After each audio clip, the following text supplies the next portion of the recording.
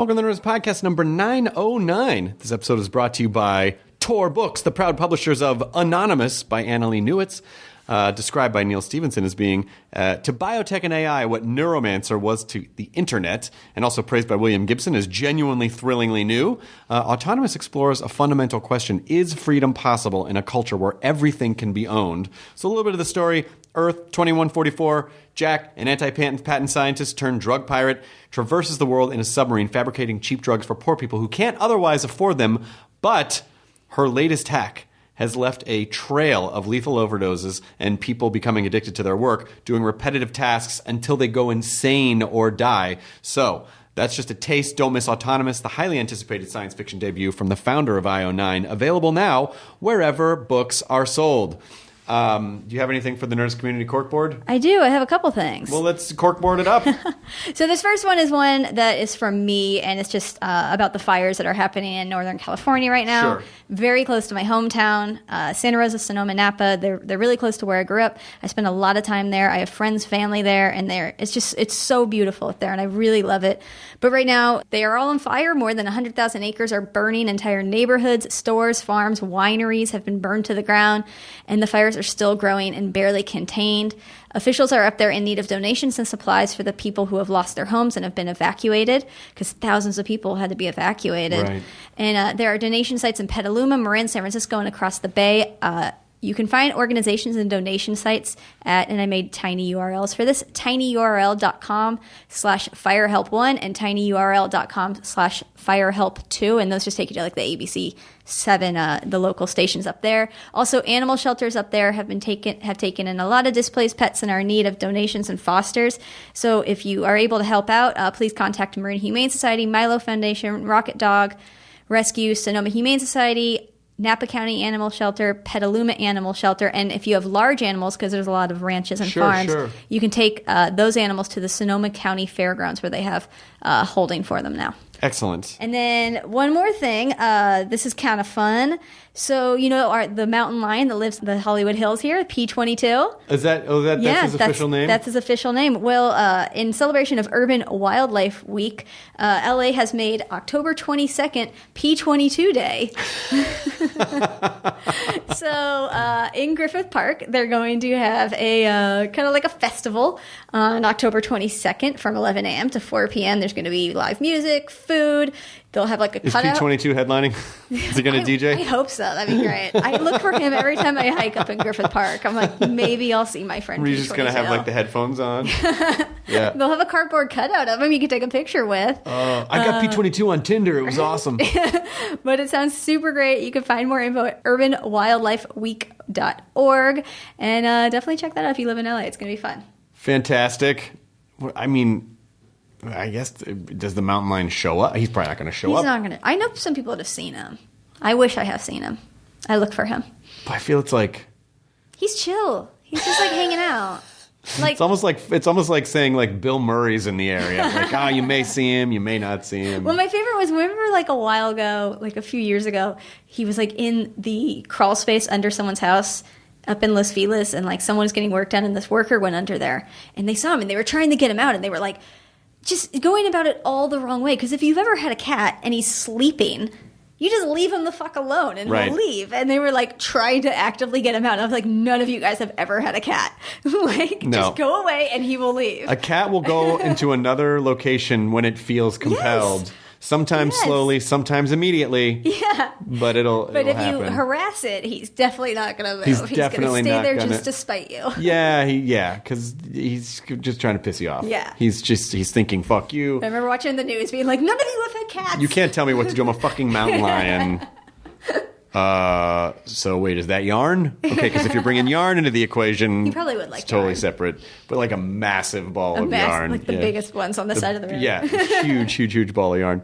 I also want to promote that at the end of October, I'll be at the American Comedy Company in San Diego for 4 shows. And November 8 through 10, I will be at Caroline's in New York for New York Comedy Festival. So if you go to Caroline's website, you can get tickets there, or American Comedy Company for San Diego. So get all that. And I think I'm actually going to Portland in December, maybe Helium in Portland in December. So those are some upcoming stand-up dates. Please join me. I literally can't do stand-up without you.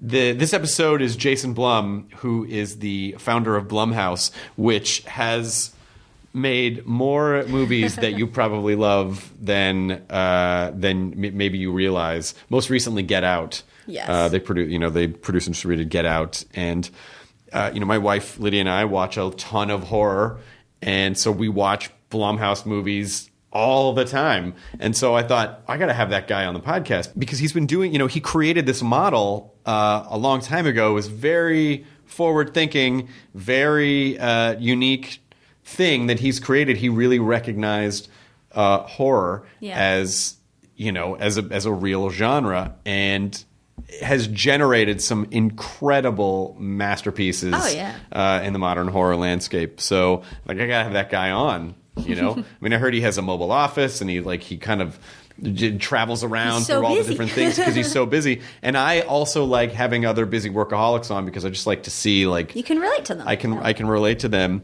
See how they do it too. See how they do it too. And I have to say, he was fucking awesome.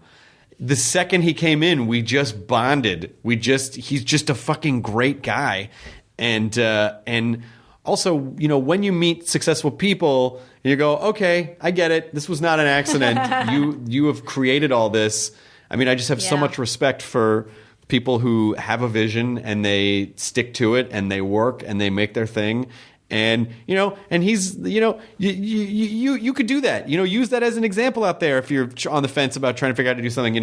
Look at someone like Jason. Be inspired.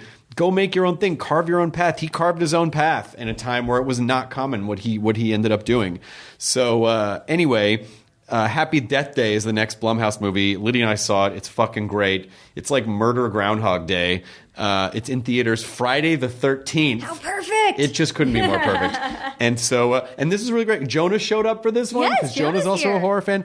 And so it's almost it's one sister wife showed up, and it was really fun. And there were some phenomenal and interesting developments throughout the course of this podcast, which I'm not going to spoil, but you will hear them, and you will hear more about them in the near future. So there you go. Here's the Nerdist podcast number 909 with Jason Blum of Blumhouse.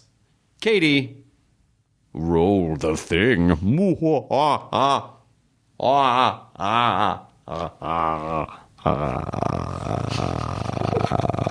long do I do this for?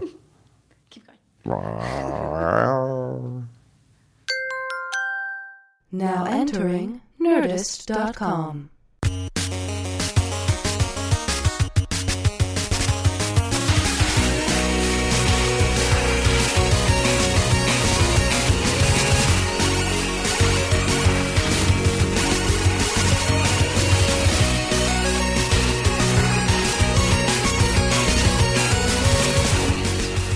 Especially everyone in my life who's much younger and cooler and hipper than me. It's like my brother. It's like, of everything I've done, New York Times, everything else, no one gives a shit.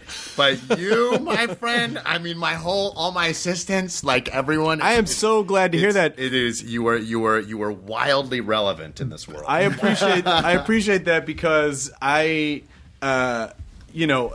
pretty much all my wife and I watch are horror. That's all we watch. Yeah. And my wife is kind of she's kind of the ambassador for Screamfest in LA, and she collects horror movie props, and she was in South of Hell, which you produced. That's right. Yes, exactly. And so oh my God, that's right. It was sometimes I forget because now when I started the podcast, I would just ask friends to do it, and then I hired Deb to book it. And sometimes I forget I can just ask people to do the podcast because she just pitches. She goes, "Oh, this person." Can I be so bold as to offer you a tiny bit of advice? Please. Wherever you guys are aim way higher. I mean, I would go Obama because believe me, his kids. Has he already been on? He's not been on. No. Because his kids would be so thrilled for him to be on. We had Al Gore was on a few weeks ago. Al Gore's pretty good. Obama's next. Tom Hanks, couple times. That's like America's president. How about? I would say Obama and the Pope. The Pope would be the other one. The Pope. I like the Pope. I'm going to go bigger and say Tom Hanks is humanity's president. Humanity's president? Yeah, if humanity had a president, it would be Tom Hanks. It would be Tom Hanks, I think. I'm looking forward to hearing that. How did he do? He was amazing. Was he good? Yeah. He was as Tom Hanksy as you'd want him to be. Good. Yeah, he was great. I have an interesting Tom Hanks story. So optioned this book a long time ago called Stoner, which is a novel by John Williams, and it's an amazing novel, and it's basically an impossible movie. The book it's an impossible movie to make, but I loved it, and we've held on to it for 8 years, and finally this incredible writer named Andrew Bevell wrote an adaptation which actually works as a terrific movie, and we're putting it together now. Tom Hanks always loved this book, and we approached him. His story doesn't really have an end, except it's my only Tom Hanks story. And we approached him to do Stoner with us many times over the years, and he never did it, but he was always very, very kind and very polite, and I'm looking forward to finally showing him this movie of what he says is his favorite book. Can I give you some advice? Please. Send him an old typewriter. That's how we got him on the podcast. Yeah. We sent him an old Yeah. He collects old-timey typewriters. And you sent him an old typewriter? We sent him an old-timey typewriter. Was it a special one? Where'd you find it? It was just it was just something that it was found on the internet, just Right. like a really cool old. Wow. Yeah, maybe his a office Smith at Corona. Playtone just has a wall. It's like a wall of half records, half typewriters. I should have sent that with the script. Well, Yeah. This was the most Tom Hanksy response, is that we sent him the typewriter, and I sent him a note and said, "Hey, would you please come on the podcast? Here's a typewriter." And his response was typed on the typewriter. Oh my God. And at first he was like, "How dare you think you can bribe me with this amazing?" Then he was like, "All right, damn you to hell." I'll Oh do boy, the action on this thing. It was like, that was the most Tom Hanksy response. Yeah. Amazing. But then, of course, when we told Amazing. that story publicly, then I'm sure the poor guy was, like I'm sure a truck backed up and buried him in typewriters for people wanting him to He's do in shit. that documentary that's out right now, American Typewriter. Oh, he is? yeah. He's got. Have you ever used the Hanks Writer app? He has an app in the App Store that is an old timey typewriter app You're called Hanks kidding. Writer. Oh my God. Yeah, that'll turn your keyboard into an old timey What's typewriter. the fascination with? Did he say? What is the? I mean, I don't know. He just, No, it's just it's just like He likes old timey stuff. Like he likes, if you think about like that thing you do, he likes that era of For like sure. stuff and records and music. Sure, And, very cool. And there's a really cool artistry to old typewriters. They're really, there is. in a pre-electronic era, they were, mechanisms, like really cool mechanisms. There's one guy left in New York who I'm sure, by the way, Tom knows him. I'm sure.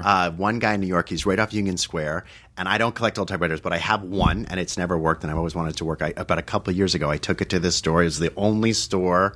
It's on the 5th floor, and he's like the expert, the last expert in New York City of old typewriters. This guy, they're all over the place. Well, I'm sure they're yeah. friends. There can't be too many. I'm telling you, the next time you want Tom Hanks to do a script, have someone type it out on an old-timey typewriter and send it to him, and I'll bet you he might actually Yeah. Well, actually consider Joe Wright is directing it, so I'm going to tell Joe. I'm going to tell Joe and Andrew. Maybe they should retype the script and try again. Yeah. I mean, that's how they used to have to do copies anyway. Someone redo Send it. it to him, just like a couple of little liquid paper with that weird smudge where my you type God. over the Yeah, liquid paper. where you keep hitting the key. Where you keep hitting it and it just looks like someone stepped on a cake. Yeah, It's like right in the middle there. Or just mess it up completely and get them like a word processor from the mid '80s Right. and go. I heard you like typey things. Here you go. That's not the right era. Then he'll never talk to me again. Yeah, exactly. 1880s. Yeah, yeah. Oh, I'm sorry. Yeah, I really fucked that Yeah, up. an 1880s word processor is just a guy that knows a lot of words. That's all it is. Yeah, it's just a guy. But I'm so glad to have you on because you really. It's rare that I ever have to do this, but I actually saved a list of everything that you've been involved with. Oh God, it's a lot. going to give me a headache. But I'm Oh, so Jesus. fascinated by what you've built and your process and what made you in around the year 2000 say, hey, I think there's really a market for genre-based micro-budget films. Yeah, when yeah. the rest of the industry didn't really seem like it was necessarily going that way. And No, so they what didn't. was it? What was it that had? First of all, you're a Los Angeles native, which is a very rare animal. Oh, thank They're you. very Very rare. It's rare, very yes. rarely that you meet people that are not transplants. No, it's true. Where It's did you true. grow up? I was born in L.A. I moved to the East Coast, though, when I was 4 years old. So in 1973, I was born here. In 1969, in 1973, moved to New York. I lived in a little town called Hamilton, and then I moved to a bigger little town called Dobbs Ferry, which was in Westchester. Dobbs And my Ferry? dad lived in Manhattan, and Well, I if went that- back and forth. That sounds like like the a- setting of a horror film. Yeah, that seems like But Stephen King. you know what? Yeah. Dobbs Ferry really, it was the setting of a horror film. It definitely was. Our house was robbed in Dobbs Ferry. That was kind of a scene from a horror movie, but for sure, yes. Jeez. Yeah, What'd things they aren't the same down in Dobbs Ferry. They took the the worst thing for a 9-year-old kid. Video game? They took my Atari. Yep. And they took my fireworks. No! Which were illegal and hidden. That's what they took. Like They were casing the joint. They were yeah. So it was obviously kids. They took my Atari and my fireworks. And I remember it like it was yesterday. That's really It was fucked up. horrible. Did they take all the games? The fireworks. Yeah, they took all my cartridges. No. They took all my cartridges. They took my Atari.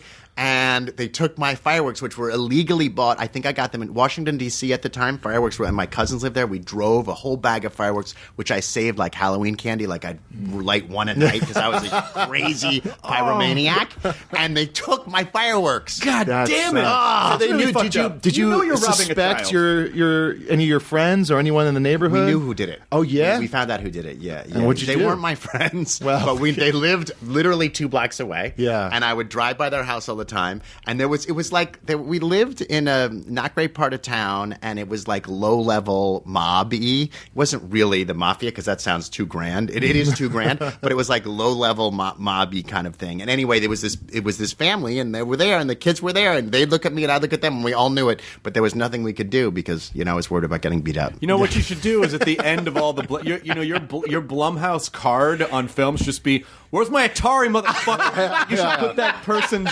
name up there on every one of your no, films. fireworks That's a going different off person. behind it. Yeah. That's a different Oh, person. that's a different person. And his name is Eugene Grace. I hope he's listening. He is the person who picked on me and beat me up to near death So in your high school. literal bully And actually stole your Atari. he didn't sell it. No, I'm saying the person who I would put on the movie. Oh, I got that's you. Eugene That's Grace. the guy. The guy who stole my fireworks and my Atari. I'm actually, believe it or not, I was 10 years old. I'm over. The guy who beat me up when I was 13, still not over that yet. You Yeah. never, this comes up a lot on the podcast, and the more I almost feel like I'm doing research, but everyone, whatever age you are about when you hit puberty is sort of whatever the identity that you have as your internal true. identity for the rest of your life. So true. So that kid, So true. you're constantly servicing that kid for the rest Yes, of your I am. life. Yes, I am. And so to hear you say yes, I that, am. you know who your bully is, you know what he did to you, Yes. and every time you do something, it's like, fuck you, Grace. Yeah, that's right. Yeah. And the answer to your question, that's why I feel I have to do so much. I have to make so many. I can never stop because I'm always trying to make up for it and always trying to get that kid back. And That's if you what's saw driving me that to this guy, day. if he's not dead, if you saw that guy, I mean, it's very possible he's not alive anymore. But if No, he's- he is alive. My friend, I have this one of my closest friends whose name is John Sherman. Okay. And John Sherman is a spectacular. He's a great writer, and that's what he does. But he's also really good at deep dives on the internet. And John Sherman found out a lot about Eugene Grace. He's still alive. After I went to like a public school, I went to public school till 8th grade. And then I went to a fancy boarding school, and Eugene Grace III, I think his full name is from a fancy family, and there was lawsuits about the family that John turned up on the internet, which I was so psyched about. That's yes, they're awesome. suing each other for money.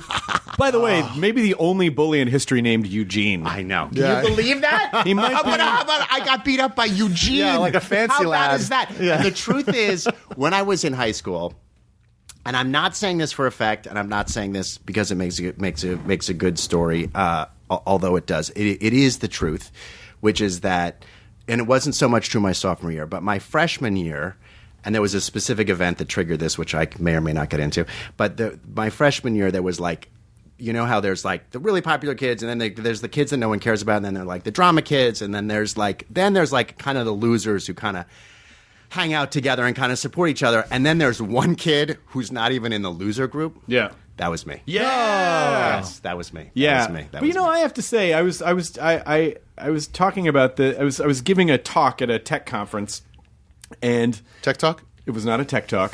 Recode? It was not Recode. Jesus. Strike two. For God's sake. No, I'm not going to tell you. But I was talking about how and I don't mean like hardcore physical bullying where you're afraid to go to school. But I actually kind of weirdly appreciate the social ostracizing that I experienced in grade school because I feel like it forced me to kind of gain an awareness and have an internal monologue and sort of force me to deal with myself. And it really did drive me to want to accomplish things in a weird way. Yeah. Now, I'm not saying, if I had a kid, I wouldn't want them to have to go through it. Right. But I kind of don't regret that it happened to me because I feel like it it did help stoke some fires that, you know. Where did you go to grade school? I moved a few times, but initially in Memphis, Tennessee, and then in Denver, and then in Los Angeles. Public school? No, I went to private school. Snotty private school. But it was you know, there was something about it that was very motivating, and somehow it never became. I mean, I never feared for my life. I know that, like, you know, like physical bullying and really and what's going on with bullying now it's like at least you could escape it when you got home. Now people can just fucking track you down on the internet and continue the bullying. But at the time it was, you know, Eugene was in the latter category, though. I hate to say he would follow you around. No, the physical, like it was over the top. Yeah, not to bring us. Have you talked to him since? Have you talked to him since? I met one of my bullies. When you go back and you kind of realize how broken these bully kids were and like what shit piles their lives were, you can't be upset about it anymore because you go, oh, like I met. There was one girl who like was just brutal. And I met her, you know, I met up with her again like 20 years later, and I was expected to be like, you were really fucking mean to me, you know, like I'm still that kid. And she goes, hey, before we hang out, I just want you to know I was a real bitch in school, and I apologize. It's like my parents were having a rough time, and I was really having a rough time, and I just want you to know that, you know, I'm really sorry about that. And I was like, good then. I didn't really have a. I had 3 bullies in a private Catholic school I went to, and then I went to public school, and I was safe. I was kind of in like a losers, like the off losers to the side. group. Yeah, and like it was like, that sophomore year, I got into the losers group. Yeah, and it was like it's like scraps. It's like no one's really the same. Yeah, it's like there's like yeah. a skater kid that doesn't hang out with the other skaters. There's a surfer kid. It's a lambda. Yeah, It's all the fluff. It's a variety pack of weirdos. Yeah, exactly. Yeah, but like so I got away from like my bullies, and then but like, you know, like I went to hang out at my cousin's house, and she's like, oh, I have some friends coming over, and it was all 3 of my bullies. And they walked in and they saw me, and they're like, they're like, what is he doing here? And it's like, that's my cousin. They're like, what? Oh. And then they're like, man, we wouldn't have beat you up if we knew your cousin was Anna. I go, yeah. But now that these are the terms of our arrangement, we got to kick the shit out of you. It was pretty terrible. It's funny. It's hard to talk about them as like bullies because like, what were your bully names? Because it's like, you know, it was like, it's, you know, Eugene. It's like very, It's like mine were. It's like they're all like Samoan guys. So it's all Tui, Toa, and Tupu were my 3 bullies. Those are good bully names. Those are great bully names. I mean, that sounds tough. Well, one time I was talking about, everyone was talking about old bullies, and they're like, well, you just sound racist. I go, no, it was just the circumstances of living in Hawaii. That's how it was. Yeah, they just happened to be that, and I just happened to be this. Yeah, exactly. I just happened to be a Portuguese guy. Yeah. But so this makes me wonder that in the slate of Blumhouse films, do you ever look at a script and are there any characters that sort of remind you of your bullies where you're like, kill that one extra hard, you know? Make sure the Ouija board really rips that guy's soul in half. No one reminds me of Eugene Grace, but I do think that experience, like you said, definitely shapes the decisions that I made along the way, and like trying to prove stuff. And, you know, there's good parts about that and not so good parts about that. But they definitely, they help make the business successful for sure. Now you're hoping they're going to your movies and getting scared and embarrassing themselves by screaming in the theater. It's going to be so funny if Eugene Grace actually reaches out to you after this podcast and says, so you're going to get one of 2 things. You're either going to get, I am so sorry. You're going to get, because if you went around that guy and he was still that way, you would have a difficult time. Like, you would immediately revert to grade school. I'd want to punch him. I know what he'd say. I think. Well, I have a story for you. Okay. So, and I'm going to try and make it quick. So there was this one thing that happened, which was a really bad thing about 8 weeks into my freshman year, which kind of drove me really out of just into Loserville. And I really hated boarding school. I really hated it. I actually lived my junior year, I lived in France for a year just to get out of it. And I really hated it. I had no contact with my school at all. But when I'm 48 now, when I was in my late 30s, I had this super hot girlfriend, and things were going on, and I was the producer of Paranormal Activity, and I had a little story in the New York Times Magazine, and I'm like, you know what? Fuck it. I'm going to go back to Taft, and I'm going to show these guys who's boss, right? And they're all married, like at 38 or 40. They're all married, you know, they're all with their wives. I'm with my hot girlfriend, and we have dinner with them, and I'm looking at these people, and it was like going exactly as planned. You know what I mean? Basically, I'm feeling feeling great. The ego is surging. The ego is surging. Exactly. The ego is surging. And I go to bed. I go to sleep in this hotel and wake up. And the next day, I'm showing my girlfriend, the dorm room where I lived in, and this place and that place, and da-da-da. And the group of the 4 or 5 hot senior girls starts kind of walking this way, and I'm friendly with them now. It's not it was fine with them. And then one of the guys who was kind of in the group, that he wasn't as bad as Eugene, but his name was George Moore, and there's a story about this. So George Moore comes up the other way, and the girls are here, and George looks at me, and I look at George, and here's Tara, and I'd seen George last night, and George goes, "Remember this thing that happened?" It involved X-Lax. He goes, remember the X-Lax? God. And he goes, "Remember the X-Lax?" And I was propelled into a time machine to 20 years prior. Yeah. And the room stopped.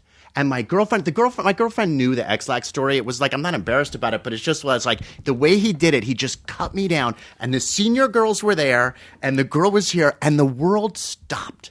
And it was so intense, and I just felt like I was 13 again and being picked on again. And as soon as the words left George's mouth, to his credit, he realized it was a terrible thing to say, and he felt terrible. No. I left the school. I went with Tara. I said, I can't stay I have to leave. We had to leave. I couldn't finish alumni weekend. Like, it was done. That was it. George wrote me a series of emails, and then I saw him in an airport later, and he was so apologetic. I almost was like he felt so badly. But it was an interesting, amazing thing to see how raw that stuff still is. What the great lesson about that is that when you, and I think this just comes with age and wisdom, but when you go after like ego pursuits, you can fall so hard because those are the ones where they can be so easily undone, and they hurt the most because you're already you're presenting your ego exactly right. as your identity, right? You're exactly right. And the carpet can just get ripped out. And my therapist should have said all the time, this is an ill-conceived idea. It was a totally stupid thing to do. So I got what I deserved. I think you're right in a way. It's like you can't chase that. It's the wrong thing to do. It's impossible. At a certain point, you have to just go, well, all right. I guess exactly. But at least you're 100% right. Could have been so much worse. It could have been so much worse. It could have been worse, and it was in a way that I could talk about, like you talked about your grade school experience. That experience overall, I'm very happy that it happened because it brought a lot of clarity to the situation, which is a lot of what you're saying is stop trying to prove yourself for those dumb things. It was actually a very kind of healing. The whole thing with time was a healing experience. Right. And George went over the top so many times and saying you felt so bad that was, it was a healing. But the truth is, you could be like 85 years old and someone would go, "Remember the X-Lax story?" I would collapse. I would collapse. Just everything would just everything. Yeah, exactly. Yeah. But at that point, you might actually just start shitting your pants. That's true. That's true. You might just start shitting your pants. But what an incredible! I mean, I'm so fascinated by the breadth of what you do.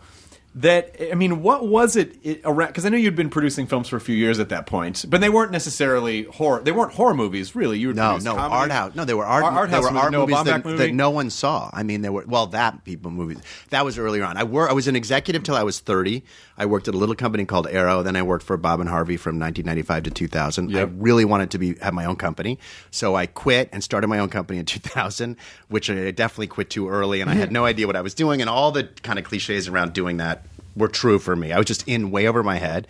I produced 7 art house movies, 6 of which nobody saw, one of which was kind of a little bit successful. I was super frustrated. And when Harvey left the Disney company and started the Weinstein Company, I was going to go work for him running production, and I was like, I can't be an independent producer anymore. I'm going to go back to work for Harvey. I can't take it. And it fortuitously happened that Brad Gray was at Paramount just started at Paramount at the same time Harvey was doing that. And Brian Lord, who's been kind of a mentor to me, said, you got to go sit down with Brad Gray, even though you've never met him. And I met Brad, and Brad made this incredible producing deal for me at Paramount, which I took because I got to be my own boss, right? And I got to have my own company, but I got money, so I didn't have to, drive my own scripts around, which is what I was doing, and And so I went to work at Paramount, and then I'm about to answer your question. And then I really focused on trying to make a big movie. And the first big movie I made was The Tooth Fairy with Dwayne The Rock Johnson. Right. And the experience of making a big movie, any big movie, just wasn't what I had thought. It was just because there's so much money at stake. It's just very political, and it was not what I had hoped it to be. And I had got super lucky that we bumped into Paranormal Activity around the same time that The Tooth Fairy came out. I was in my mid-30s. I'd been working in the business for about 15 years. I'd spent half of that time in independent cinema, half of that time kind of in studio. And Paranormal Activity was like this awesome mix. It was the ultimate independent movie released by the most traditional way, which is a big studio, released by Paramount. Right. And I was really lucky that I had kind of had all the experience that I had before Paranormal. I think I don't wish anyone a hit when they're 25 or younger. I think it's I'm so glad I didn't have Paranormal Activity at 25. There would be no Blumhouse if I did, for sure. Do you think you would have self-destructed? I definitely would have self-destructed. Like the Hollywood tells you, if you have a hit, go make an expensive movie. And I'm sure if I had had Paranormal Activity at 25, I would have tried to produce World War Z. And I might have been a producer, but I wouldn't have had this fun company which is really what I love doing. So anyway, the answer to your question is that lead up and then having Paranormal. It was just it was super. I was super fortunate to have that sequence of events happen over that time period. And after Paranormal, instead of chasing expensive movies, I said, hey, I think there's a business in independent movies released by studios, in super low budget movies made totally off the grid, released in the most traditional way. And really, that's still, our business is really half TV and half movies, but on the movie side, that's still the fundamental model of what we're doing. Yeah, and horror is a good genre for that because horror is really, and not, as a horror fan, what you accept about horror is that a small percentage of horror movies are going to be amazing. Mm-hmm. A lot of them are fun, but it's sort of like you sort of trudge through everything because when you see an amazing one, it fucking blows you away. Right. Because what makes a really good horror movie is there's a cleverness to it. It's like, how did they, with not a lot of money, manage to scare the shit out of you? I think big time special effects fuck up a horror movie. Totally agree. And I thought it did a really nice job of sort of balancing what were some practical effects with just a little bit of CG. Mm-hmm. Yeah. But the CG did in a horror movie, from like a horror movie like a stance, like it's like the CG does take you out of like the reality like enough to where it's a little less scary. Right. Yeah. Like it's like practical always kind of like it's scary. Like when they did the reboot of Freddy Krueger, it's like, oh, the original was so much scarier because it was practical, like people through the thing. Yeah. But then when they did it in CG, it's like, oh, that's not as scary. Wouldn't it even be cheaper now to have a guy push through a nylon thing? It's probably more expensive to make it look worse. How hard is that just to get a PA to be like, stick your face in that sheet? Well, I mean, I just totally believe in every bone in my body that lower budget specifically for horror. It's not true of all genres by any means, but for horror it's just much better. The movies, I always tell our directors, no CGI, got to do practical effects and do as little effects as possible, and that makes the movies feel real and more grounded. Mm-hmm. And I think CG in horror movies is just they're immediately not scary. Right. Yeah. So yeah, and I was thinking as you were talking, and I get asked a lot, like, why horror, why this, why that, and really, the driving force after Paranormal was this idea of like independent, like how can I call my own shots? One of the things I do with studios always is I always say to them, if we go over budget, it's on me. I'll pay for it if we go over budget, because how can you have a dialogue with your financial partner around a movie and then say, let us be adults, let us run this, let us make the decision, let us run the production, let us make these decisions, and then if the decisions don't work, say, oops, we made a mistake. Now can we have a check for more money? Right. I mean, that drives me bananas, and I really feel like, our relationship with our financiers is much better because we're aligned in that way, and we're aligned in the fact that I also fundamentally believe, and this does not just apply to horror, that movies benefit and the dialogue with your studio partner benefits enormously if your financial interests are aligned. So whether you're making a horror, any kind of movie, and by the way, I'm not, I'm a minority in this thinking. we do it for all our movies, but it's not typical in Hollywood studio movies at all. But I think if you're the director and the producer and the actors and you say, we're only going to make money if the studio makes money, and you really have a deal that says if the studio's in profit, you get a big piece of it, I feel like the conversation is much better. How can I sit, if you're running X studio, and you've paid me $2 million to produce your movie, and I have the check in my bank account already, right? And you're going to now spend $150 million on the movie, 2 of which I have in my pocket. Right. And I'm going to now tell you what to do with your movie. Right. I feel like a fraud. Right. I feel like a total fraud. Like, okay, I believe in myself so much about what I'm going to do that I got paid up front and you don't get paid until it makes money. Right. I can't sit and have that meeting. Especially for that, and that's why I was Rob Zombie always talks about how he's like, yeah, I don't want to do a big $200 million movie because it's just too much. There's just too much at stake. There's too many people involved. I can't make the thing that I want. But it's sort of that Adult Swim model or that Louis C.K. FX model of like, for sure. Hey, we're going to empower the creators, and the investment is comparatively lower. So it's okay, it's okay to take a risk on it. Yeah. And then what you get is really kind of unfiltered, point of view driven pieces. Well, it's a little bit of a different point because you were saying 2 slightly different things. I think there's a different issue with when a movie requires $100 million X the above the line. You can't make a Marvel movie for a lot less than $100 million, and that's what it would make no sense. The audience wants to see a spectacle, and they deliver spectacle better than anybody else. And even if all the actors weren't making money, the movies would still be expensive. Yeah. So I think that leads to different problems because when you have to spend $100 million on a movie, regardless of the above the line, the storytelling has to have a broad appeal. And as soon as the storytelling has to have a broad appeal, some of us feel that it can often feel watered down. Sure. I think it's the hardest thing in the world, much harder than a low-budget movie, the hardest thing in the world is to make a movie for $200 million that feels edgy and unique and original. Right. Yeah. Like, that's really the hardest thing to do. I think that's why Guardians was such I agree. an incredible, how did you do this? Yeah. I totally agree. Because we knew James could make a really cool, intimate movie. Right. But how do you scale that and maintain, and make it for 4 quadrants and please all the audience that you're being demanded to believe that you have to, as a responsible person, you must please them if you're spending that kind of money. How do you do that and make it edgy? That's really hard. And by the way, I saw Happy Death Day, and it's fucking great. Oh, good. I wanted to be mad at it because Groundhog Day is my favorite movie. I'm like, it's horror Groundhog Day. God and then damn my it. wife and I watched it, and we're like, fuck, it's really good.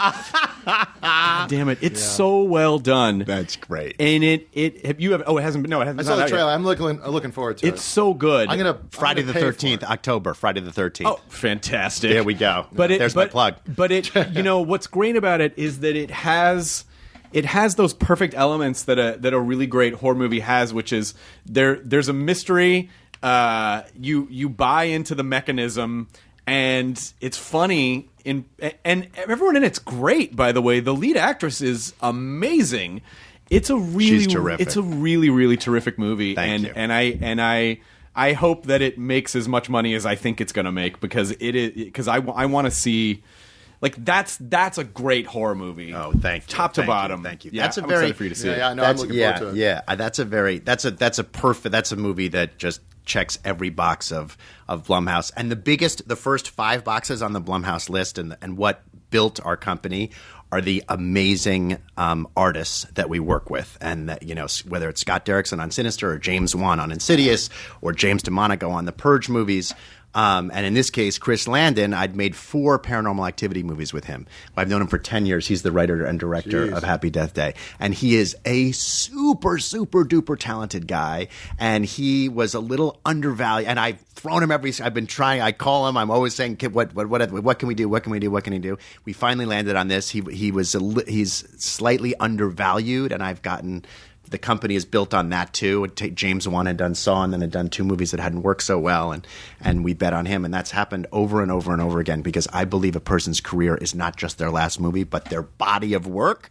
And if you look at my body of work, I've had plenty of misses too. You know what I mean? And you have to kind of look at the whole thing. Hollywood has a hard time doing that, which I understand why they do, but we kind of think about it differently. And Chris is just like...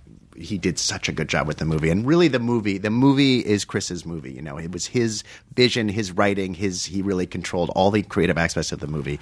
And I'm so psyched about it. And hopefully, he'll do a lot more with him. Yeah, I mean, it's just even all the characters were so great. Like it's like, you know, I don't know what to compare it to, but you know, it's just like all the characters were really strong. They had their own identities, and they didn't just feel like incidental. Yeah. Like every character had a really strong point of view, and it was just really fun. The movie's super fun. That's and great. I think people are gonna dig it a lot. Well, you and your wife understand, but if you look, people who look at horror movies cynically always say like, "What are the scares in the movie?" But if you love horror movies, you know, like the scares are kind of the easy part. What makes the scares scary is the characters and the acting and the story. And I firmly believe you should be able to remove the scares from a horror movie, and that movie should be able to work on its own as a drama really well. Right. And I think when you have that, you have the making of a good horror movie. But that too is kind of antithetical to kind of reverse engineering scary movies that happens a lot and usually results in not very good movies, I think. Right. Well, but you know, I'm extra forgiving because we watch so many horror movies, and I know how hard it is to make stuff. Yeah, to make anything. So, you know, even if we're watching something and it's like, oh, it's 30 minutes in and nothing's really happened yet, or you know, there aren't those kind of tentpole scares throughout the movie that sort of keep the momentum going. I go, you know, maybe they had a budget problem, or maybe they're very kind. You know, maybe someone didn't show up, or maybe something had to get cut out because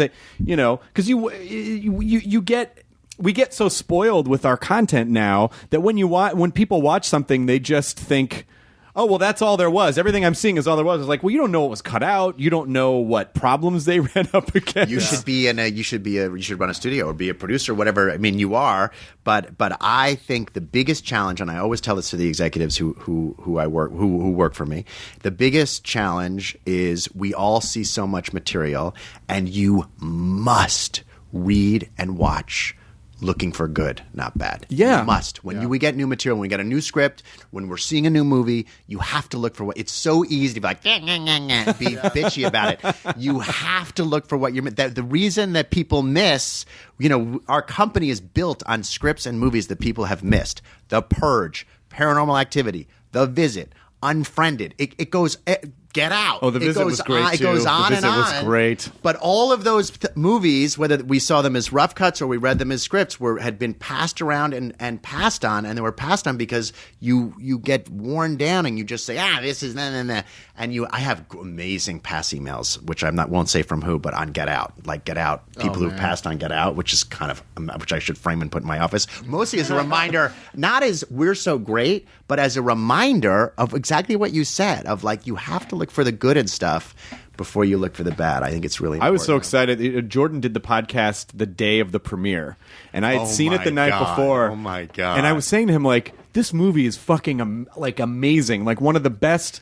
It even transcends, even just calling it a horror movie is putting it too much in a box. And he said, oh, you know, that's where he kind of first talked about the idea of a social thriller. I'm like, what a fucking great, that's right. Wow, a horror movie that actually has a real message. I mean, beyond the message of 80s horror films, which were oddly religious, like don't have premarital sex, you know, whatever. Don't desecrate, you know, a church or whatever.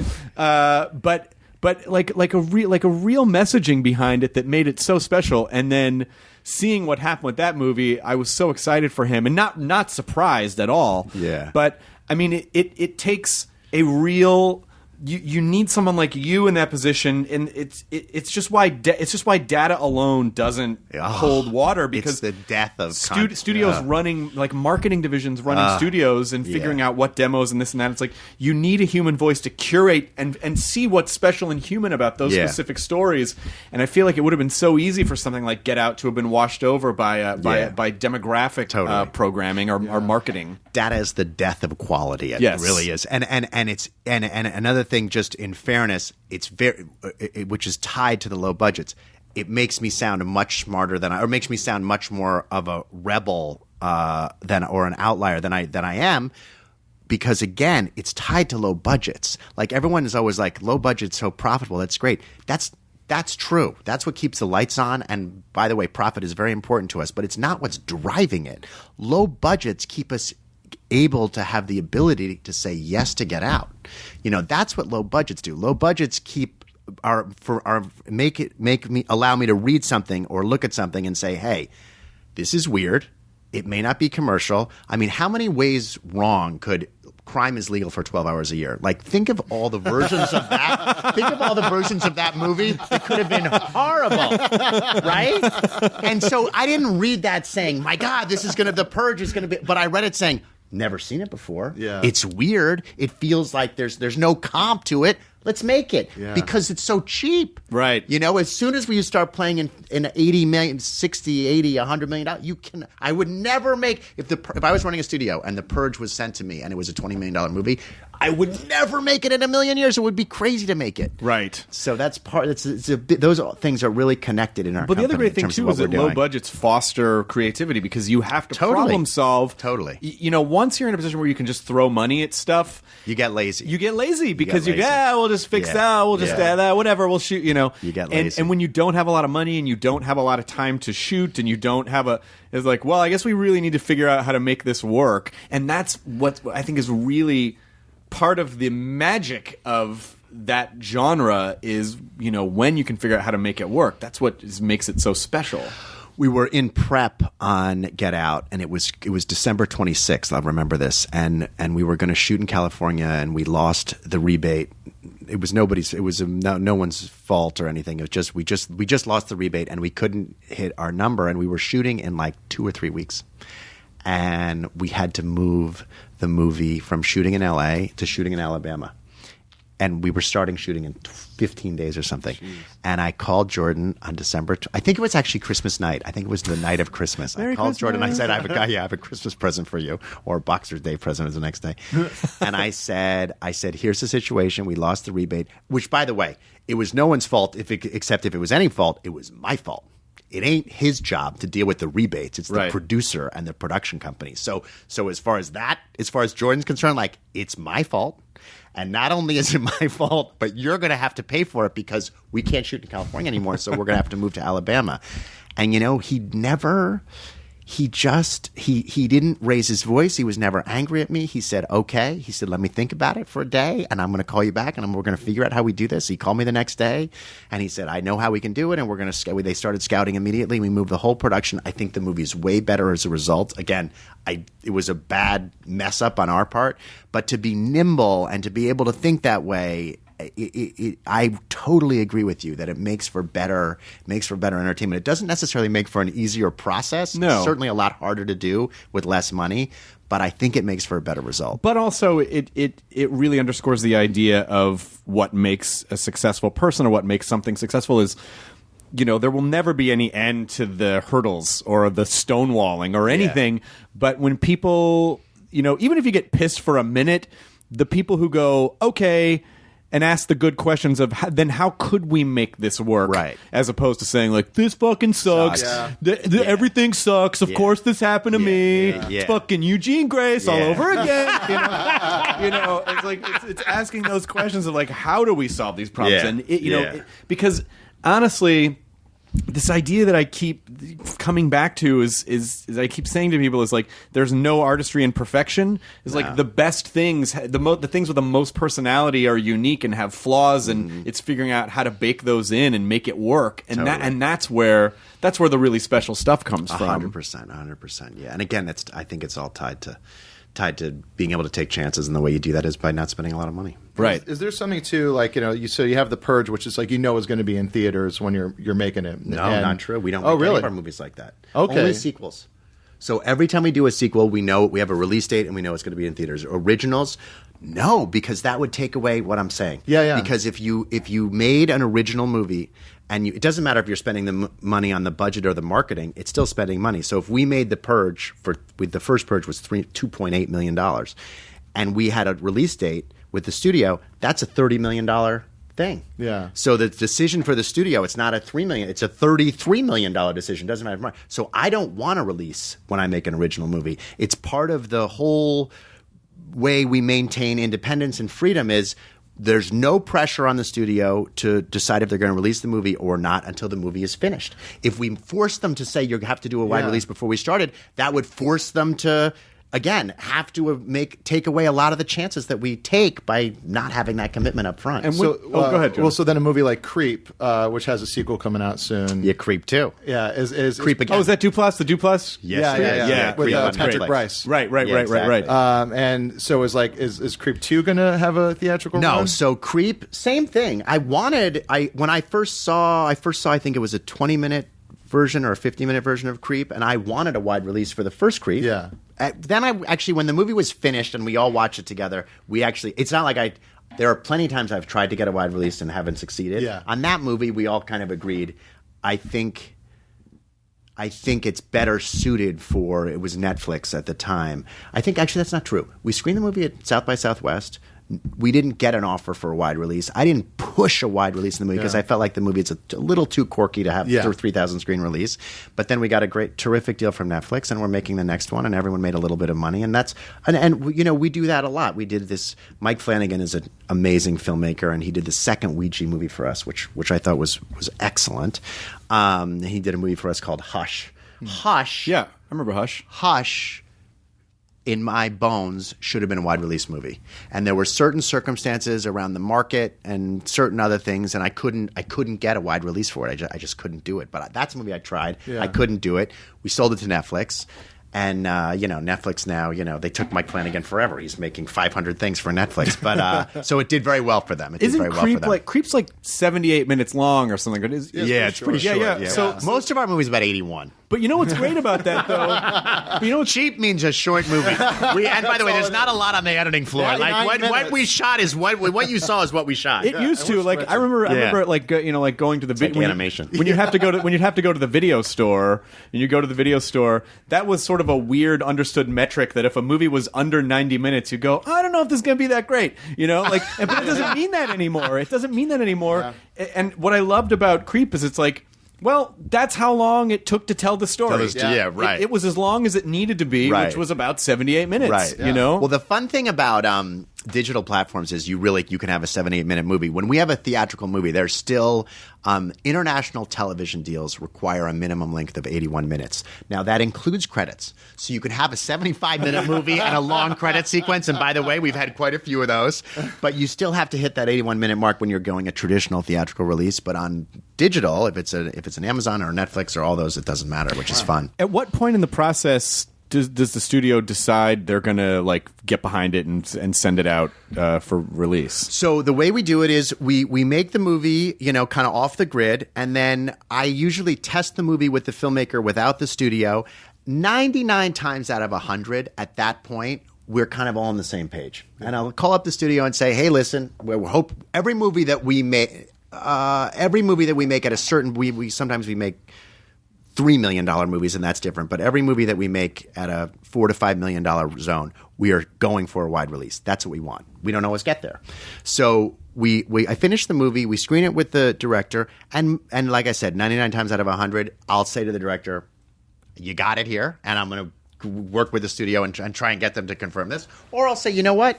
This is quirkier than we all thought. It doesn't feel that mainstream, and it's better suited to 10 screens or 100 screens or Netflix or whatever. And we have that conversation then. So it's actually never contentious with the studio for this other reason, which is if I think it's wide release, call up my partners at Universal. We screen the movie for them, and we've agreed every single time. We've done 24 movies, 24 wide releases together. We've agreed every single time except once. So if I don't agree with Universal, so in 5 years I haven't agreed one time, right? So if I don't agree with Universal, I don't know if it's contractual or not, but they're kind enough to say, if you think it's a wide release and we don't, show it to other people. And we'll let it go, and we'll let someone else, which is a terrific thing. Wow. So on this one movie, I said it's a wide release. You guys are wrong. I'm gonna use my clause or whatever. Again, I don't even know if it's a clause or not, but we have a very easy relationship. And I showed it to 10 other all the theatrical distributors. They all passed. Oh no! So I had to go back to Universal and say, well, the other 10 studios agree with you too, and sorry about that. I was just kidding about that before. Yeah. Did you think I was serious? I wasn't that passionate about it. I just made calls like a crazy person for the last 2 weeks. Are you doing Halloween with Danny McBride? Is that you? Oh, I'm so excited. What? And David Gordon Green. Yes, he's gonna be David directing. Gordon Green's directing. David and Danny wrote it. That's insane. And it's going to come out next October. God damn. Is it already shot? I think they're shooting it this year. At the end of the year. I think Danny John it's not Carpenter's shot. involved. It's not Just shot. John tangential? Carpenter's No. He's executive producing, not tangential. That's No, crazy. he was the key for us to do it. I was very, very important to me that he do it. It's kind of a funny story, and obviously there's Malik and Trancas, and the company Trancas has produced every Halloween movie, and they just Halloween is their whole thing, and they were kind enough to kind of let us partner with them, which was great. And then Miramax owns the rights also because Dimension had distributed a long time. It doesn't matter. Anyway, I said to Miramax and I said to Malik, I said, look, I'm so flattered. I would love to do this, but I really don't want to do it without John. It just doesn't feel right.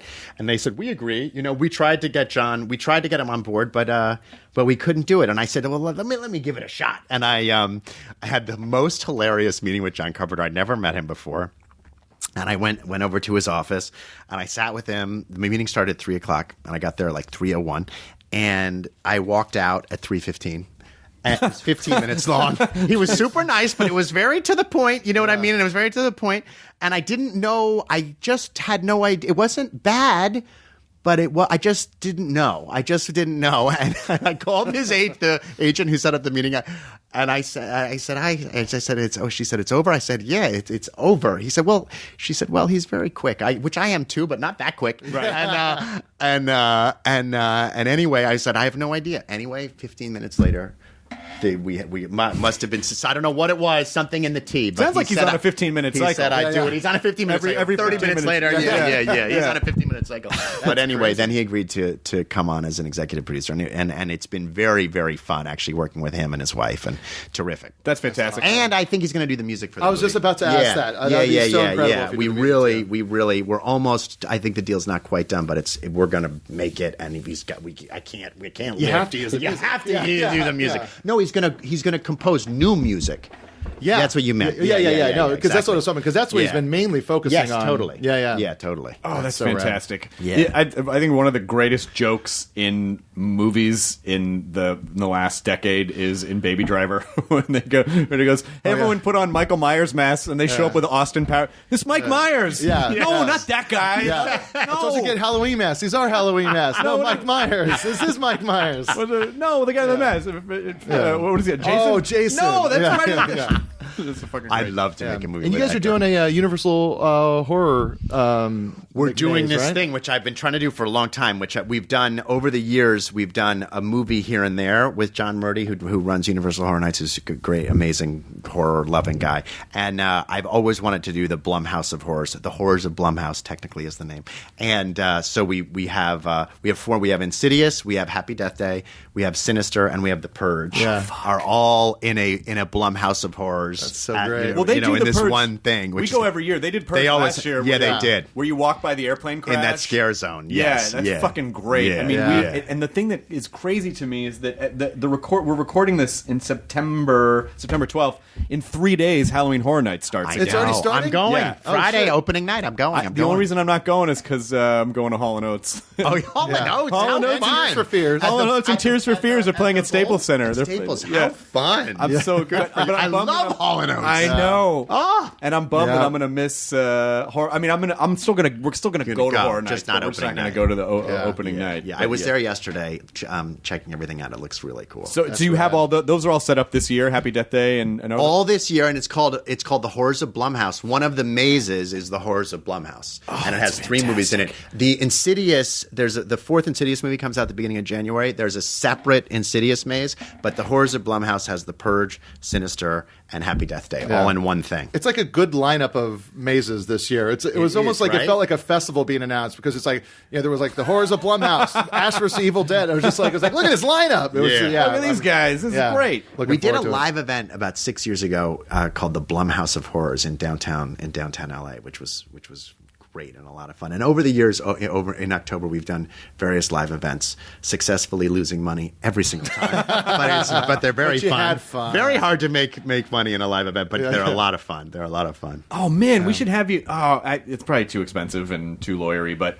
I made a music comedy Comic-Con festival this year in Northern California at the Shoreline Amphitheater. We're going to do it again next year. We should totally have a haunted house there, like a Blumhouse haunted house there. Well, we could do it. We could do it. No, it's not legally. It's not hard. No, that's fantastic. We're in. Kids at a festival would love it too because it's hot outside and sunny. You go inside the house, you get in the shade. It's gonna be a long line for that. That We're in. would be That'd be great. So much fun. Where is it in Northern California? At the Shoreline Amphitheater. It's at Silicon Valley in Mountain View. Oh, very cool. And it's a Very music cool. festival at night and a comedy festival in the afternoon. But the whole daytime stuff is a Comic-Con, so it's all Comic-Con programmed in the middle of it. Wow, that'd be fun. so much fun. Awesome. I mean, this is what would you say how would you describe your job? Like now that you've been doing this for a while. Because the amount of projects you have going on simultaneously, and people say I'm busy, but I look at everything that Blumhouse puts out, and then you have separate sub studios within Blumhouse. Yeah. How do you fucking run all of that? How do you scale but still maintain the personal quality which is a very difficult thing to do when you're scaling up? Yeah. Is not diluting the voice and making sure that you're still involved in all of it. Well, I think about that every second of every day. For me, the most fun I have doing what I do is the building part. I just get it's so interesting. It's so hard. Not hard in woe is me, but it's a challenge that I love because it keeps my brain buzzing all the time. I really fundamentally believe in delegating. So I really have most of the people who've worked at the company have worked there a long time. I really believe in and we had one wonderful exception with the people who run the television company, but generally the senior executives have been grown up from the started as assistants, so they really understand the DNA of the company. And again, it sound like a low budget nut, but I am a low budget nut, and I guess that's again, it's like if someone who I've worked with for a long time and who I know and who I believe in and who I really understand, and they're coming in saying, I can't live if we don't do this. They're inexpensive, so we do it, right? And if that person makes 4 wrong bets, they don't work at the company anymore. Sure. But everyone gets a few misses, including myself. And so a big way that I do it is delegating. I'm super careful about my time. I'm sure like you are too. Sure. I really watch my time. I've got a young daughter too, so that's very important to me that I juggle my family time too. But the challenge of that is really one of the things that drive me. Where am I? You have to check your ego, like you were saying. I just read this great book called Ego is the Enemy. Have you heard of that book? No, but I gotta read it. It came out. It's very good. I mean, it's a good book. It's not a great book, but it was interesting for me. And you have to kind of put your ego aside and say, what am I really needed for, right? Where am I really needed? More often I spend time on the projects that aren't going well than the ones that are, right? It's because those are the ones that need extra attention. But I'm very, very aware of what I'm doing and how I'm spending my time all day long. And if my office, my assistants, if you were talking to them, they would say probably get cranky about a lot. But the thing that I get most cranky about is when my time is messed up or wasted. Sure. Because it just unseats everything in the day. It has this weird domino effect of like, then you're late for that, and then it just carries out throughout the rest of the day. It messes everything up.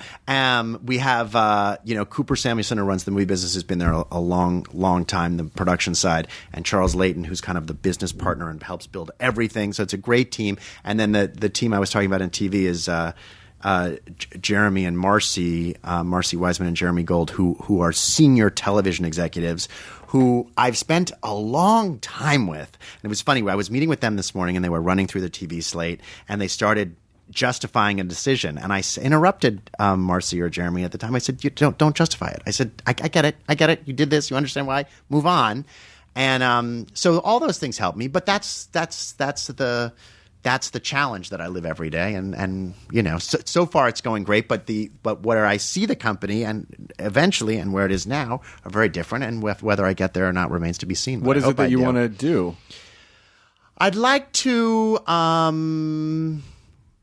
Our television company is not nearly as mature as our movie company, so I'd really like to get the TV business up to the movie business.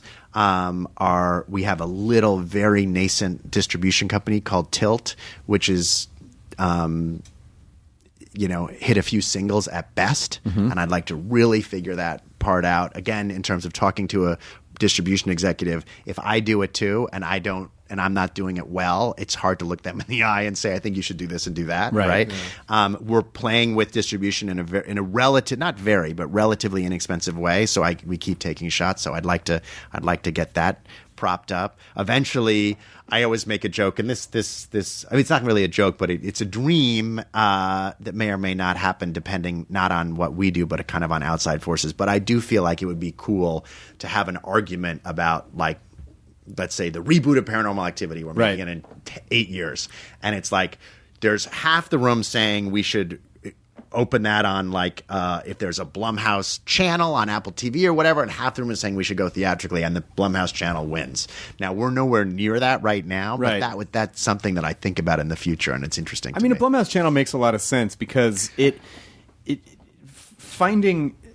just assume that coming up with event-style movies that people actually leave their house for and go park and get out and deal with other people on their phones in the fucking theater. I mean, it seems like more and more there are less reasons for people to leave their house, and it's harder and harder and harder to get people to go to a movie theater. So, and really, when you have that much of a body of work, you're essentially like a network in a way. Yeah. And people know what the brand is, so why not? I mean, I think it makes a lot of, especially in when who fucking knows what's going to be in 8 years. Yeah, right. Exactly. Who knows?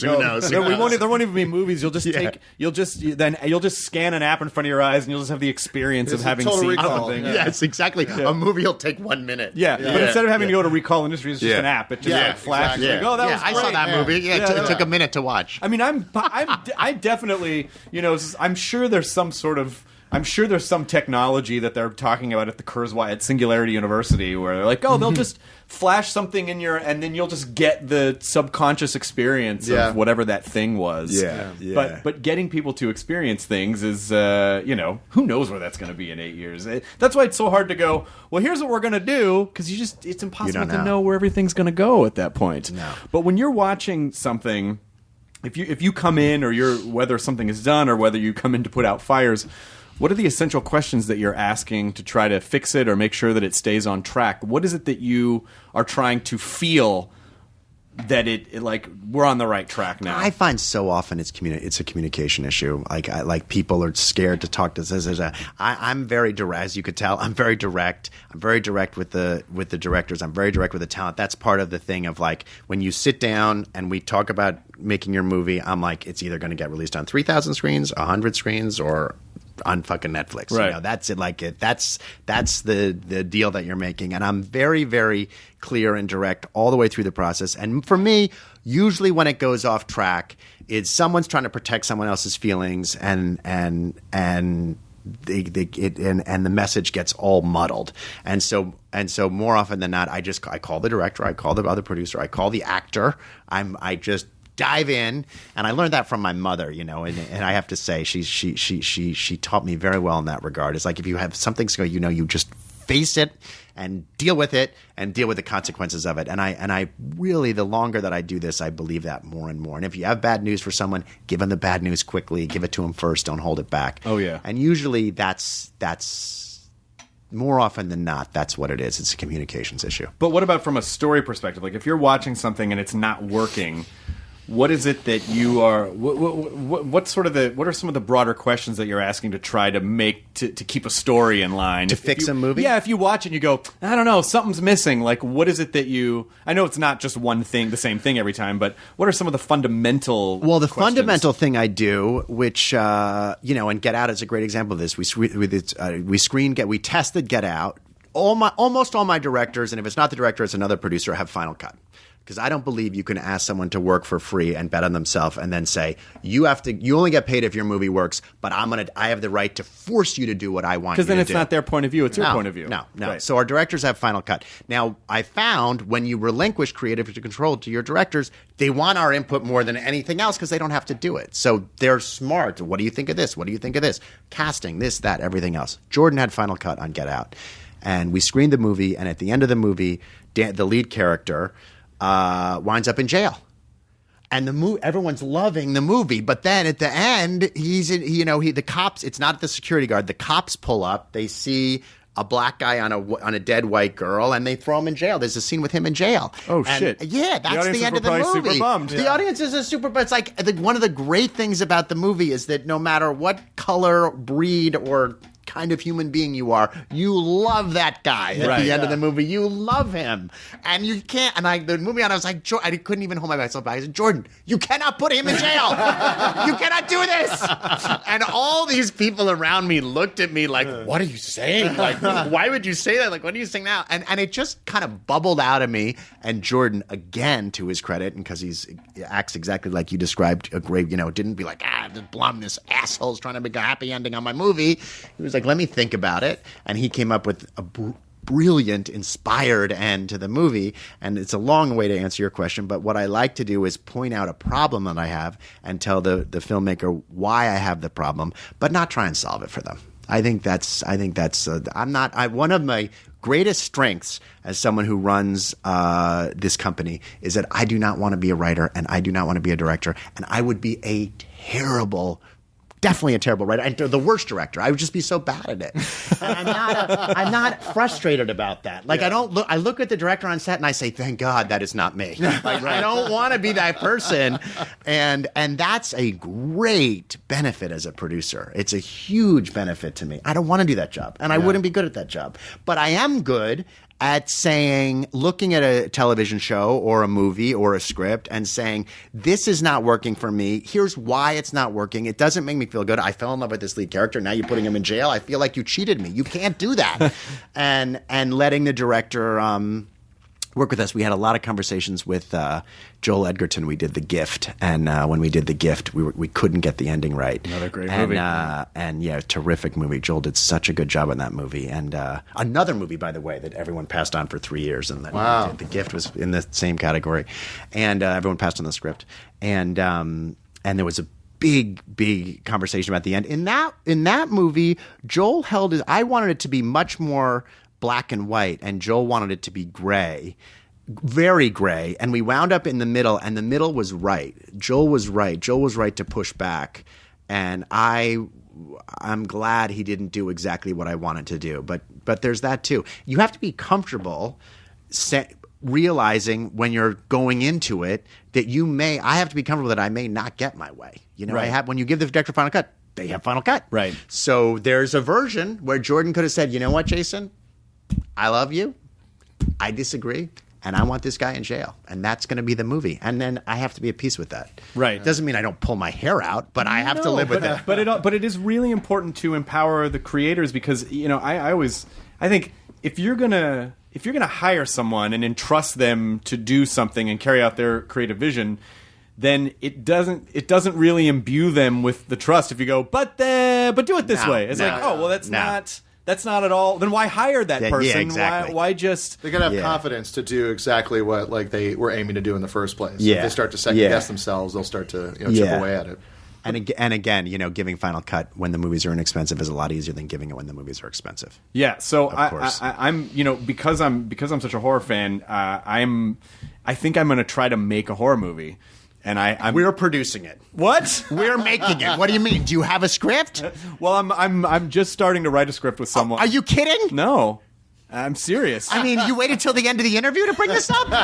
This should have been the opening thing. My God. I was about We're to ask making you. it. Are you going to direct it? I was Yes, thinking about it. You should direct it. I have to direct it. I never thought I wanted to direct, but You have to every direct time it. I see Jordan Peele, he goes, "You should direct," and I go, "I don't think I could," and you he goes, could. "No, you should. You should." We agree. You can direct it. But I was gonna I brought it up because I was gonna ask you, like, should I go down this path of trying to Totally, and we're going to help you. Okay.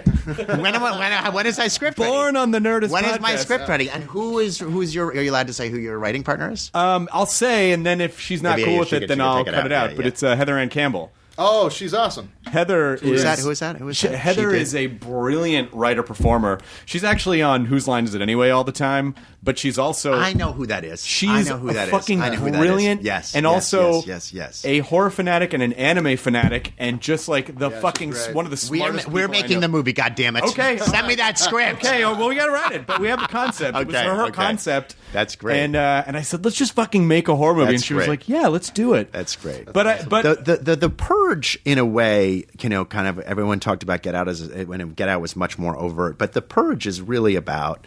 And the James and his wife and his young daughter live in Staten Island, and James is a very very interested in civic duty and community, and is very political.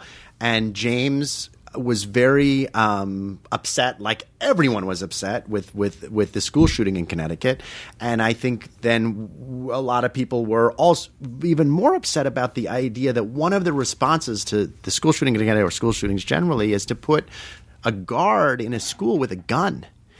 And that just seems like so wrong-headed. Like you before you get rid of guns, instead of getting rid of guns, you're going to put a guard in a school with a gun. Really? Yeah.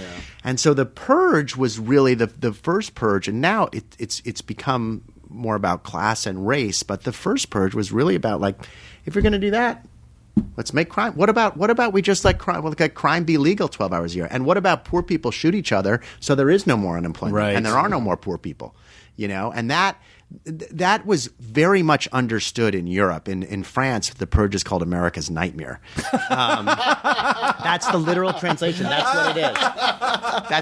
That's it. I have the poster, America's Nightmare. America's Nightmare. But in America, some people got that, and some people thought it was just a silly horror movie, and some people thought it was like a revenge. Like, The Purge is a great idea. Those people I was worried about.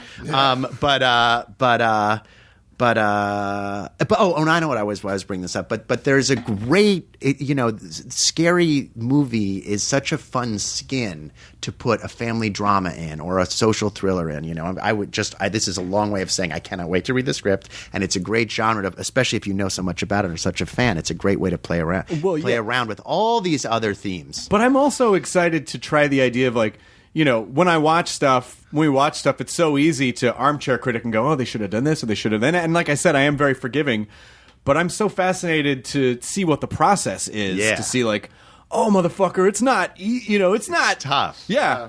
Sinister. The reason Ethan doesn't like horror movies, and Ethan did Sinister, and now I've converted him completely, but he really didn't like them, and he read Sinister, and he read what I love him. He's very, very good friends. We've done a lot of movies together, and he said, and what he saw was a Sundance movie about a guy who's married and has a kid or two kids, and chooses his career over his family. Right. He endangers his family by moving into a house that he moves into because he needs a new hit. He's had a hit novel 10 years ago. He did his In Cold Blood. He wants to write another hit. He wants to write another hit book. And the way to write a hit book is to move into this house, and he endangers his family by doing it. And really, for him, it was a movie about choosing your career over your family, or the struggle that people have with that. And I think that is another. It doesn't have to be gun control or race. It can be that too. It can be a quiet theme. But that's about making it about, when Jon Stewart was doing The Daily Show, he had this. He didn't say this on The Daily Show, but he would say when, in developing other projects, he would say, make it about something. Yes. And so when a horror movie isn't just, there are some that are really funny. It's like, Devil's Rejects is great because it's just like, oh, they just go on a killing spree. It's a bloodbath. And that's what that is. Yeah. But but for the most part, like, when something is about something, is like there's really some substance to it, that's when it really comes alive, and I agree. you come away from it going, fuck, I feel like you feel exhilarated. Yeah. Because horror is like animation in the sense that you can convey ideas that you couldn't just come out and say, because there's a level of separation, 100%. You know, and that sort of, or even sci-fi in that Roddenberry way of like, I'm going to tackle social issues. 100%. Or, you know, oh, by the way, I don't know if you ever saw, do you watch Rick and Morty? There's Rick and Morty is probably the best show on television, and they did a fucking phenomenal Purge episode. Oh, I did see that. James sent that to me. Yes. That's why it's sounding familiar. Yes. James sent it to me, which was incredible. Yes. Incredible. Yeah, James sent that to me. Isn't it kind it's of amazing? It is kind of Amazing. interesting that so many of these things that you've been involved with have just become conventions. Like Yeah, a very purge is cool. like you know, that's sort of like, oh, we're going to do a purging. It's almost a verb. Or found footage. You know, like doing, you know, like really exploring that. Do you think there's any space left in found footage? No, I mean, I hope not. Jesus. I mean, unfortunately, Is yes. Creep 2 going to be? Because technically, Creep was found Creep footage. 2 is found footage. I mean, Creep 2 is actually a good example. I think the only time, the only time to do a movie in found footage is if the story makes no sense unless it's found footage. That's a great way to think about it. So if you can do it in any other way, don't do found footage. If the story only makes sense by doing it as a found footage story, then of course that's how you have to do it. But it's just so tired. Well, there is, and also you get halfway into a found footage movie and you go, why wouldn't you fucking put the camera down? No shit, that's the hardest thing we had. We made 6 Paranormal Activity movies. Are you kidding? We wanted to blow our brains out. It's like, wait, you know how many times we had this conversation? You're dying. Why is he holding the camera? We had that conversation for 6 years. 6 years. It's impossible. It makes no sense that horror movies are found footage. It makes no sense. We went to the greatest lengths to justify the camera. Remember, we had in Paranormals, we started the pinwheel of security cameras. Yep. That's why we started security cameras, because you don't at the time the thing that the viewer wants to see, the action, you can never justify keeping a camera on. Yeah, I thought we Bobcat went crazy. Bobcat doing did a that. pretty good version of his Willow Creek. His Sasquatch Willow Sasquatch Creek. movie. But like Yeah. it's because a guy desperately wants to capture that's what I mean. Yeah. The conceit has to be the conceit of the movie has to be. I mean, that was the great thing that Oren did with Paranormal. The conceit of the movie is I'm going to fucking show you that you're nuts, and I'm going to show you that you cannot film a ghost. You know what I mean? Or prove that a ghost exists or doesn't exist. But there'll be another found footage. I mean, the new found footage maybe is vertical movies, you know, because that's where you look on your phone, like Right. something. There'll be a new version of it. Right. New theaters will be built. I know the screen will portrait mode. Well, what are they? Would you like to see this movie in portrait or landscape in the fucking I feel like that screen? might happen. Shifts over. I don't know. That's not a terrible. I mean, It is a terrible idea. it'd be really frustrating to watch. Because it'd be like watching a portrait version of a video on Facebook, but in a movie theater where the whole time you're But like, if it were turn huge- the fucking camera, turn it this way. But that's because you're much younger than I am. But if you Not that much younger. if you grew up watching like this, you would maybe go to a movie theater. It's more natural to see. You might, vertical frame. yeah, you absolutely Yeah, might. yeah. So as we're wrapping this up, people should absolutely see Happy Death Day, Friday, October 13th. Thank you. They should go to Horror Nights and Yes, they see should. Blumhouse Land, Blumhouse of Horrors. Blumhouse and of Horrors. some of the guys you work with that do the Shockwave podcast, Shock Value. Oh yes. Yes. Yes. They did a thing called Slashback Video in Burbank, which is they recreated a old '80s video store. Oh, I saw that on your Instagram. Yeah. It's actually we're in the pin right now, but like it's like if you're a fan of horror and stuff like that, it's in Burbank at the Bearded Lady. And while we're plugging, go to Crypt TV, run by Jack Davis, which is short form scary stuff online. We're partners with him in Crypt TV. Oh, which fantastic. which is really really cool. Fantastic. That's right. Try to do Those are our 360 plug those are our digital efforts. Yeah, exactly. Thank you, 360 plug. I appreciate it. That's great. You know, it's been so much fun talking to you, and I really Super fun. appreciate it. And I can't wait to read the script when it's written. When it's written. when it's written, well, we should probably come in and tell you the idea first, before, so you're like, "This is terrible. Get out of my office. Get out of my office." You can do that too. But okay, so those are all the plug things, and thank you for being here. Awesome. Thank you. It's an absolute pleasure. Thank you. Super fun. Thank you. Enjoy Thank your you. burrito, Thank you. everyone. Thank you. Now leaving Nerdist.com. Enjoy your burrito.